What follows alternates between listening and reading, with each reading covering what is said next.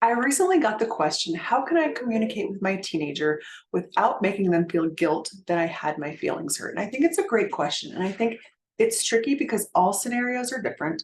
You're not going to have the exact same situation every time. And I wanted to share some of my thoughts about that. So, first of all, it's completely okay to say that hurt my feelings or use I statements like, I feel sad when dot, dot, dot. What you really want to try and avoid is the blame and the shame of the you did this, I can't believe you did this, I'm disappointed you did this, as it pertains to hurting your feelings. Now, let me just say, I get my feelings hurt easily. It's something that I'm very sensitive, and I have learned a lot of the art of communication, the art of sometimes letting things go and sometimes communicating it. Letting it go, you don't want to be a doormat. It's okay to be able to communicate those things. And at the same time, you don't want to do it over and over. You want to recognize what your teenager's going through. You want to recognize their brains and bodies are under major construction. If they're on a roller coaster of emotions, you want to be the calm and steady to their storm. So think about all of those things. Get curious, not furious. Ask questions. Hey, I'd like to better understand why you're talking to me like that. Is there something that I did? Is there something that I can better understand? Now, I'd love to hear some of your thoughts because your feelings can be hurt in a variety of ways. Is it the way that they're talking to you? Are they withholding information? Maybe just because they feel uncomfortable with it? Are they doing something with a sibling or a friend and maybe you want to be included, but you're not? We could go down the gamut and talk about a lot of different things, but I wanted to share a little bit because I actually post something about this on TikTok, funny enough. And there were a couple of comments that I really wanted to address as it pertains to this specific situation. Somebody said, just don't say anything, set boundaries to not engage with rude, hurtful behaviors, but don't take anything teens do or say personally.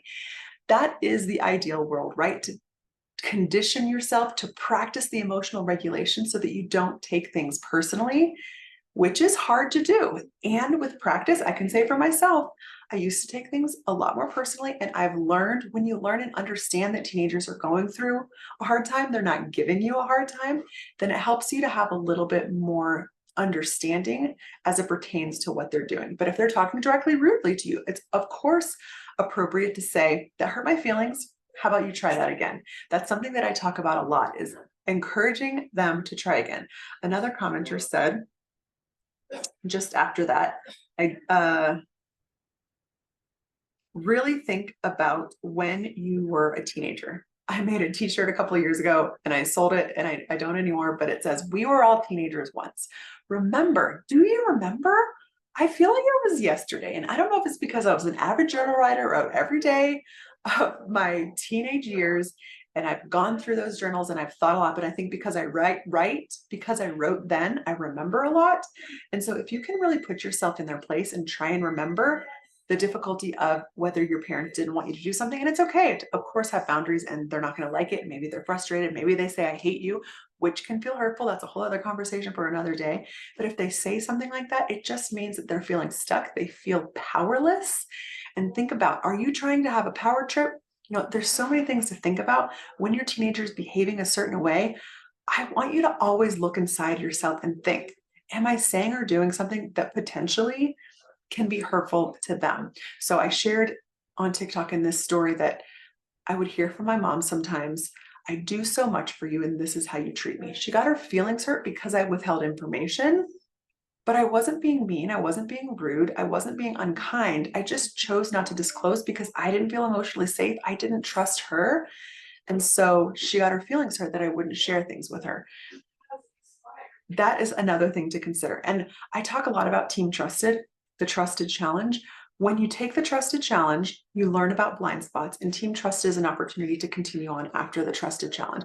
And really, what I really try and do in the Trusted Challenge is introduce you to the fact that you have blind spots. We all have blind spots. Look at what they could be.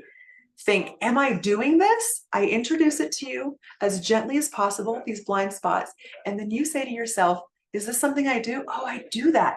I didn't realize that when I do that, that my teen has broken trust with me. So you think about those things. And when you start to work on some of those blind spots, you start to earn your teenagers' trust back. They start to soften.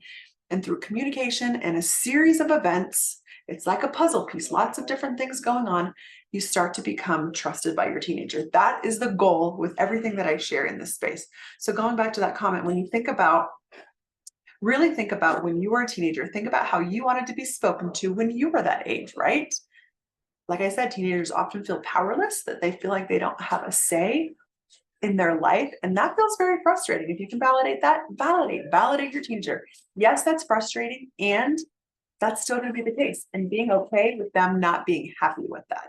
And teach them manners and kindness and trying again, even when they're frustrated. When you meet them with emotional regulation, when you're frustrated by them hurting your feelings, then they learn, you model that behavior, they learn how to do that better the next time. So somebody else said, as a mother, you're not expected or allowed to have any emotions at all. I would just, I would just get a therapist. Don't expect anyone in your family to care. And I actually disagree with that also. You want to teach your kids emotional regulation. The best way you can do that is you regulating your emotion when your feelings get hurt, letting them know, hey, that hurt my feelings, because they're not going to know unless you point it out. I actually was volunteering at the homecoming dance last night at the high school, and we had all of these water bottles laid out and they were free. And the kids were so excited that they were free. But we had a little pen and we said, we just want you to write your name on it because we didn't want them to drink one sip, set it down, and then all of those waters go to waste. And a lot of kids didn't really understand that. They're like, no, I'm just going to chug it right now.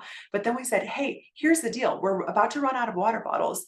And if you finish your water bottle and your name's on it, you can fill it back up at the water fountain. And they were like, oh, that's a good idea. That had never occurred to me. And that's the thing with teenagers. It doesn't occur to them sometimes that you have feelings, unfortunately. So it's okay to point it out and say, hey, that hurt my feelings. Cool, calm, regulated, self-regulation, teaching them, hey, that hurt my feelings. I'm going to give you the opportunity to try that again. They might not want to try it again, but when you meet the calm to their storm, it develops trust. That's my thoughts for the day. I would love for you to look into doing the next trusted challenge. I'm going to leave a link for it below. Always love when you're willing to share the podcast, and please leave me a review because I haven't heard reviews in a little while. I took a break from my podcast and now I'm coming back. So leave a review. I would love to hear your thoughts.